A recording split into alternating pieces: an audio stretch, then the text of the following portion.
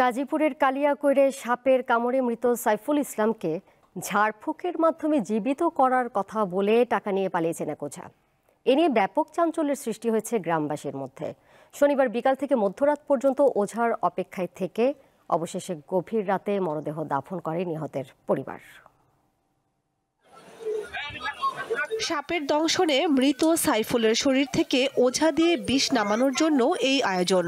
ওঝার নির্দেশ মতো বিষ নামানোর কাজে ব্যবহার করা হবে দুধ, কলাগাছ, কড়ি সহ বিভিন্ন উপকরণ।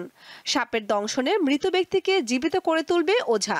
এমন অবাস্তব ঘটনা দেখতে শনিবার বিকাল থেকে মধ্যরাত পর্যন্ত অপেক্ষা করেছেন গাজীপুরের কালিয়াকৈরের বাসুরা গ্রাম সহ আশপাশের কয়েক গ্রামের বাসিন্দারা। সে সাপটা নিজে মেরে বাড়িতে নিয়ে আসছে। আমরা সবাই দেখবো যে কিভাবে মৃত মানুষকে কিভাবে জীবিত করা হয়। মূলত এইটা দেখার জন্য আমরা সবাই আসছি। শুক্রবার রাতে বিলে মাছ ধরতে গিয়ে সাপে কাটে এই গ্রামের যুবক সাইফুল ইসলামকে। পরে ওঝা দিয়ে ঝাড়ফুঁক করানোর পর অবস্থার অবনতি হলে টাঙ্গাইল কুমুদিনী হাসপাতালে নেওয়া হয়।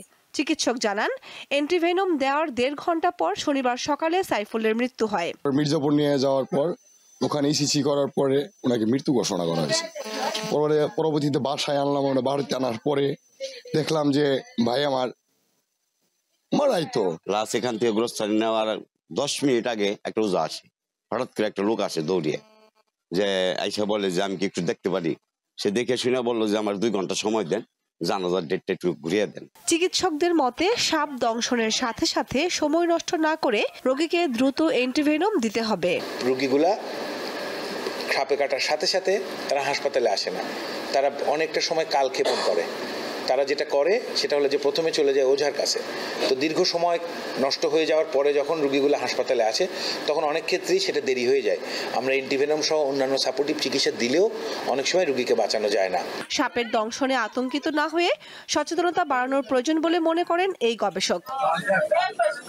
কামরুন নাহার, দীপ্ত, বার্তা কক্ষ।